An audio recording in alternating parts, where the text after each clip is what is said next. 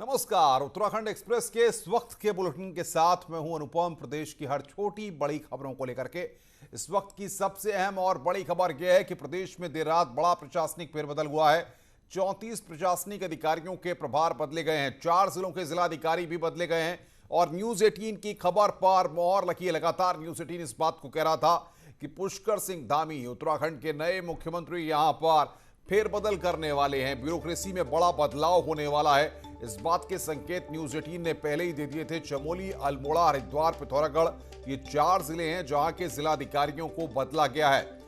कौन कौन वहां पर जिलाधिकारी बनकर आया है ये भी हम आपको बता रहे हैं। हरिद्वार के नए डीएम विनय शंकर पांडे हैं, पिथौरागढ़ के नए डीएम आशीष चौहान, चमोली के नए डीएम हिमांशु खुराना, अल्मोड़ा की नई DM Vandana Singh, Dehradun DM R Kumar को एक और चार्ज दिया गया है। सीईओ स्मार्ट सिटी भी बने हैं डीएम आर राजेश कुमार। और बातचीत करने के लिए भारती सकलानी हमारी संवाददाता हमारे साथ सीधे जुड़ रही है। भारती, न्यूज 18 की खबर पर एक बार फिर मोहर लगी है। पहले ही हमने इस बात के संकेत दे दिए थे कि बड़ा प्रशासनिक फेरबदल उत्तराखंड में होने जा रहा है और देर रात हो गया है। बिल्कुल अनुपम, और न्यूज 18 की इस खबर पर मुहर लग गई है। शुरुआत इसकी हम कह सकते हैं कि हो गई है। अभी सीएम पुष्कर सिंह धामी और फेरबदल यहां पर करने वाले हैं। कई आईएएस और आईपीएस के तबादले हो सकते हैं, ये हमने खबर दिखाई थी अभी 2 दिन पहले ही, और उसकी शुरुआत सीएम पुष्कर सिंह धामी ने कर दी है। अब ये कहा जा सकता है कि तेजी से काम हो, इस पर फोकस है सीएम पुष्कर सिंह धामी का। सबसे पहले अगर हम राजधानी की बात कर लें तो यहाँ के जो डीएम बदले गए थे आर राजेश कुमार, उनको एक और चार्ज दे दिया गया है और वो चार्ज है स्मार्ट सिटी का। अनुपम, क्योंकि अभी 2 दिन पहले ही सीएम खुद गए, अचानक पहुंच गए वो परेड ग्राउंड में और उन्होंने वहां पर निरीक्षण किया कि किस तरीके से स्मार्ट सिटी का काम चल रहा है। उन्होंने डिटेल्ड रिपोर्ट यहां पर मांगी थी और ये कहा जा सकता है कि उससे वो खुश नजर नहीं आए हैं। डेडलाइंस उन्होंने दी है कि कब तक कौन सा काम किया जाएगा, इसकी पूरी डिटेल रिपोर्ट उन्हें दी जाए। और ठीक अब आप देखिए कि उसके 2 दिन बाद ही जो स्मार्ट सिटी के सीईओ हैं वो बदल दिए जाते हैं। आर राजेश कुमार को ही अब एक और चार्ज दे दिया गया। वही डीएम है और वही अब स्मार्ट सिटी का काम भी देखेंगे। इसी तरीके से अगर हम बात करें उच्च शिक्षा की तो वहां पर भी अब फेरबदल देखने को मिला है। इससे पहले अगर हम उच्च शिक्षा की बात करें तो वो आनंद वर्धन के पास था, लेकिन अब वो मिल गया है राधा रतूड़ी को। अब राधा रतूड़ी की जो जिम्मेदारी है ये कहा जा सकता है कि वो बढ़ गई है। अब वो उच्च शिक्षा का भी कार्यभार देखने वाली है। तो इस तरीके से शुरुआत यहां पर ये कहा जा सकता है कि हो गई है अनुपम, और न्यूज 18 ने इस खबर को प्रमुखता से दिखाया था, उस पर ये मुहर लग गई है। भारती, लेकिन सबसे बड़ी बात यह है कि जिस तरीके से हम देखें कि लगातार इस तरह की बातें सामने आ रही थी कि तीरथ सिंह रावत ने ब्यूरोक्रेसी में ज्यादा बदलाव नहीं किया, त्रिवेंद्र सिंह रावत ने ब्यूरोक्रेसी में कोई खास बम्पर फेरबदल नहीं किए। ऐसे में अपनी नई टीम तैयार करने के बाद पुष्कर सिंह धामी ने ब्यूरोक्रेसी में बदलाव करके संकेत दे दिया है कि काम तो करना पड़ेगा। बिल्कुल काम करना पड़ेगा, क्योंकि इलेक्शन का समय देखिए अनुपम, आप इस तरीके से भी इसे समझिए कि अब करीब है और उससे पहले तेजी से काम, जो पेंडिंग वर्क्स हैं वो निपटाने हैं। इसके लिए भी यहाँ पर पहले उन्होंने डिटेल रिपोर्ट देखी कौन किस तरीके से काम कर रहा है, और जब उन्हें लगा कि अभी बदलाव की जरूरत है तो यहाँ पर ये बदलाव की शुरुआत हो गई है। और अभी ये कहा जा रहा है कि अभी आईपीएस के भी यहाँ पर तबादले होने जा रहे हैं, यानी कि अब हिला हवाली नहीं चलने वाली है। साफ संकेत अधिकारियों को भी उन्होंने दे दिए हैं, अगर आपको काम करना है तो उसमें तेजी लाइए। बहुत बहुत शुक्रिया भारती आपका हमारे साथ जुड़े रहने के लिए और अपडेट देने के लिए। भारती सकलानी हमारी संवाददाता देहरादून से जुड़ी हुई थी, जो इस बड़ी खबर पर हमें अपडेट दे रही थी। और ये भी जानकारी निकलकर सामने आ रही है कि अभी ये सिलसिला और आगे जाएगा और कुछ और प्रशासनिक अधिकारियों के, पुलिस अधिकारियों के भी तबादले आने वाले वक्त में देखने को मिलेंगे। आगे बढ़ते हैं। उत्तर प्रदेश की आंवला सीट से बीजेपी सांसद धर्मेंद्र कश्यप का जागेश्वर मंदिर में गाली गलौज का वीडियो सामने आया है। तस्वीरें शनिवार की हैं जब सांसद कश्यप अल्मोड़ा के जागेश्वर मंदिर में दर्शन करने के लिए पहुंचे थे। बताया जा रहा है कि जागेश्वर धाम शाम 6 बजे बंद हो जाता है, लेकिन सांसद धर्मेंद्र कश्यप उसके बाद भी वहां पर जमे हुए थे। इसी को लेकर टेंपल कमेटी के साथ उनकी झड़प हुई है।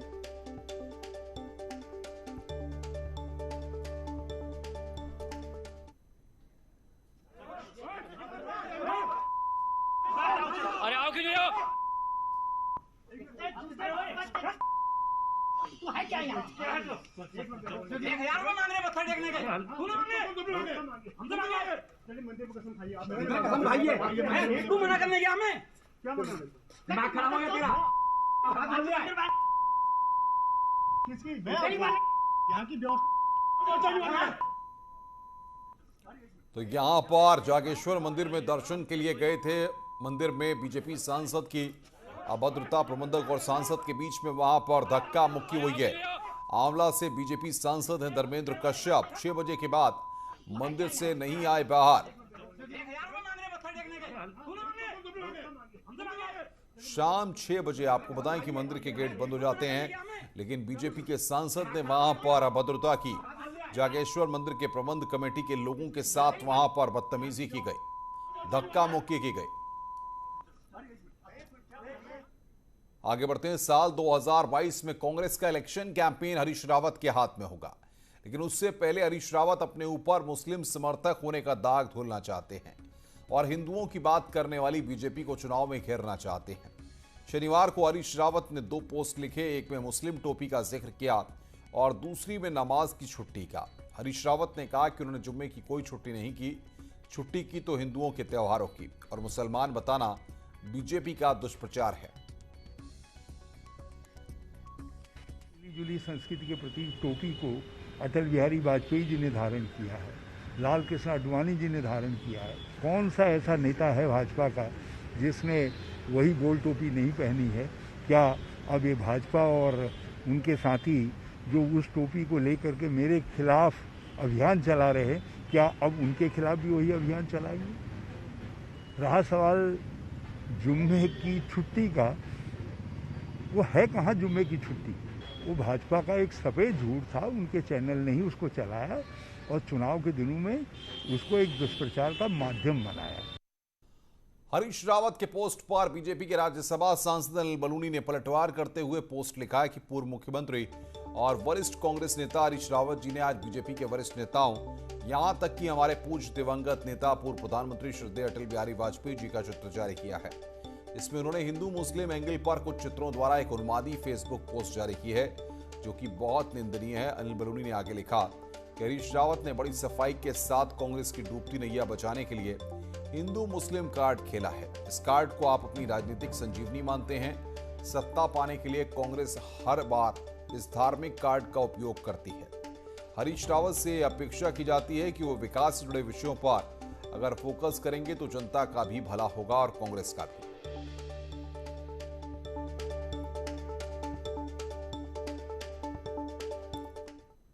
उत्तराखंड विधानसभा चुनाव में अभी कुछ महीने बाकी हैं। इस बीच कांग्रेस चुनाव अभियान समिति के चेयरपर्सन हरीश रावत रविवार सुबह बाकायदा चुनावी कैंपेन की शुरुआत कर देंगे। सोशल मीडिया के माध्यम से हरीश रावत ने इस बात की जानकारी दी है।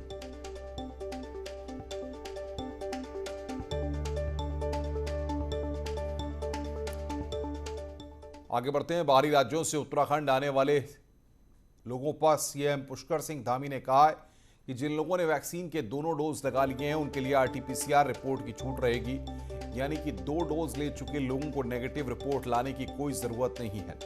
वहीं सीएम ने कहा कि कोविड की तीसरी लहर के खतरे को देखते हुए सरकार सतर्क है और लोगों को कोविड नियमों का पालन करना चाहिए।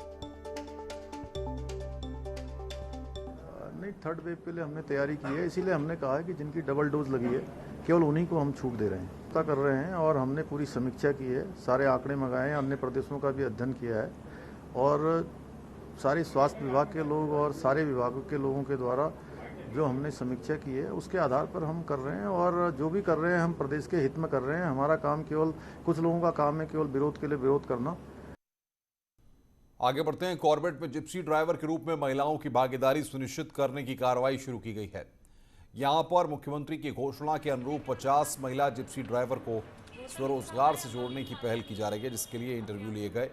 ये महिलाएं सरकार की इस पहल का तो स्वागत कर रही हैं, लेकिन इनकी अपनी भी कुछ मजबूरियां हैं। इसमें देहरादून में ट्रेनिंग कराया जाना और बाजार में जिप्सी की उपलब्धता का न होना शामिल है। कॉर्बेट प्रशासन इन दोनों बिंदुओं पर विचार कर रहा है। कॉर्बेट में जिप्सी चलाने के लिए आए हुए हैं, यहाँ इंटरव्यू है हमारा आज। इसमें परेशानी सबसे बड़ी यह है कि इन्होंने जो ट्रेनिंग देंगे वो देहरादून देंगे, अब सब परिवार है छोटा, तो अगर ट्रेनिंग रामनगर या हल्द्वानी में ही हो जाती तो ज़्यादा बेहतर रहता। तो यहाँ पर हम लोग को जो है जिप्सी का जो रेट है वो रेट के बारे में अभी खोला नहीं गया है, और बीरचंद गढ़वाली के तहत जो सरकार ने योजना बनाई है महिलाओं के लिए जिप्सी के लिए, और हम ये चाहते हैं कि उसका एक तो रेट खोला जाए। के द्वारा जो भी इश्यूज़ रखे गए हैं उसका निराकरण किया जाएगा। जो भी लोकेशन के संबंधित जो इश्यूज़ हैं या व्हीकल से रिलेटेड जो भी इश्यूज़ हैं वो ऑलरेडी हमारे कंसिडरेशन में है, और उस पर सभी से विचार विमर्श करके जो भी बेस्ट पॉसिबल सॉल्यूशन होगा उसको निकाला जाएगा। तो नैनीताल में हाई कोर्ट मास्क और सोशल डिस्टेंसिंग का पालन करने का निर्देश दे रहा है, वहीं दूसरी ओर पर्यटक पुलिस से खूब उलझ रहे हैं। दिल्ली की एक पर्यटक को बिना मास्क के पुलिस ने पकड़ा तो उसने 2 घंटे तक जमकर तमाशा किया है। महिला पर्यटक पुलिस पर विफर पड़ी और जमकर हंगामा किया। महिला कभी खुद को पत्रकार बताकर दबाने में जुटी तो कभी दिल्ली पुलिस में शिकायत दर्ज करने की धमकी देती रही। जब पुलिस के आगे एक न चली तो खुद को प्रेग्नेंट बताने लगी। कई घंटों तक चले इस हंगामे के दौरान महिला का पति समझाने लगा तो भी महिला समझने को तैयार नहीं हुई। बाद में पुलिस ने महिला पर मुकदमा दर्ज किया और मेडिकल करवाया तो प्रेग्नेंट वाली बात को खुद ही नकारने लगी। इसके बाद महिला को कोर्ट में पेश किया गया और फिर महिला को जमानत लेनी पड़ी और 25 अगस्त को फिर कोर्ट में दाखिल होना है। महिला जो है बगैर मास्क के घूमते हुए दिखाई, उसे रोक करके मास्क के जो टोका गया वो चालान हेतु बताया गया, चालान से इनकार किया गया, अपना नाम पता भी नहीं बताया गया। वो अनावश्यक पुलिस से जो है बहस करने लगी और आसपास जितने भी पर्यटक घूम रहे थे उन्हें भी जो है पुलिस के विरुद्ध भड़काने का इसके द्वारा प्रयास किया गया, जिस पर मौके पर जो है इसको 151 के अंतर्गत गिरफ्तार किया गया और एसडीएम नैनीताल सर के समक्ष से प्रस्तुत किया जा रहा है। कोविड का खतरा और लगातार बारिश से अब पर्यटन पर असर दिखाई देने लगा है। पिछले कुछ वीकेंड पर हजारों की संख्या में पर्यटक देहरादून पहुंचे और मसूरी पहुंचे थे, लेकिन इस बार इनमें भारी कमी आई है। देहरादून के आशारोड़ी चेकपोस्ट पर भी तैनात डॉक्टरों की टीम का कहना है कि इस बार वीकेंड पर कम लोग आ रहे हैं। सर भीड़ पहले से कम हुई है, पहले की अपेक्षा। जैसे पहले जा रहे थे वीकेंड पे, उसकी अपेक्षा अब कम हुई है। बारिश की वजह से और लैंडलाइन की वजह से अब यात्रियों की संख्या कम हो गई है। एक फॉर्म भराया जाता है जो फॉर्म फिल अपने टाइप पे, उसके बाद में हम आगे एंट्री देते हैं। दोबारा टेस्ट करने के बाद में आगे एंट्री मिलती है। सर उत्तराखंड एक्सप्रेस में खबरें और भी हैं। फिलहाल ब्रेक के लिए, ब्रेक के बाद जल्द हाजिर होते हैं।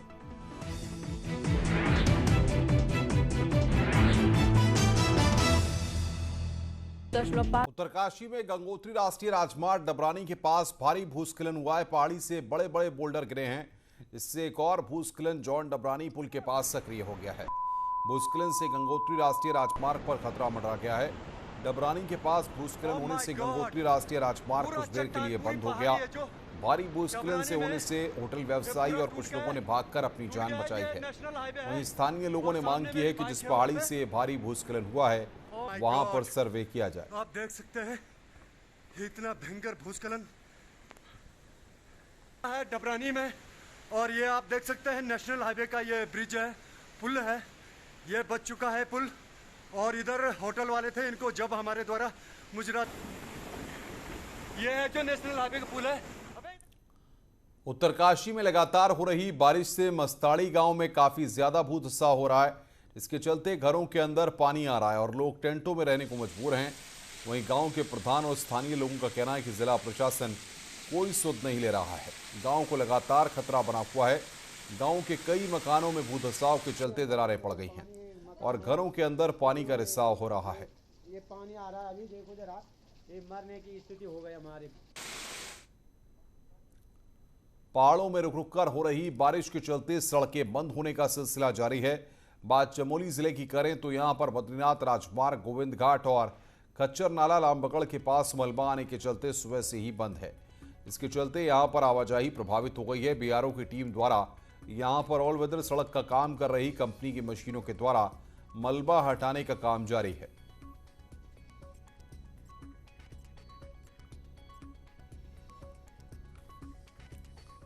खबरों का सिलसिला लगातार जारी है। फिलहाल इस बुलेटिन में इतना ही। नमस्कार।